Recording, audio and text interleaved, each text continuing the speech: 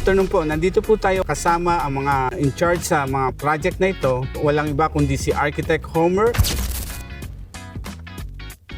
at si Foreman Daniel Carranza.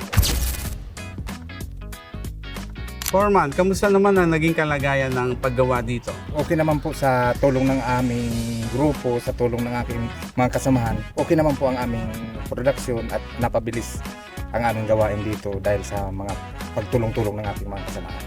Inuuna namin ang safety ng paggawa at matapos namin ang mabilis ang aming ginagawa rito. Pagtapos ng project namin, linilinis namin yung area at nagtutulungan po kami. Architect Bagauna, ano naging advantage ng prefab sa conventional construction? Actually, sir, ang advantage talaga ni prefab container sa conventional construction ay mas mabilis, mas mura, mas safe, lalong-lalo na sa mga panahong bagyo, lindol at sa mga malalakas na hangin. Ang prefab container ay flexible sa lahat ng trahedya. At dito po nagtatapos ang interview nito. Marami pong salamat. Your home, your way.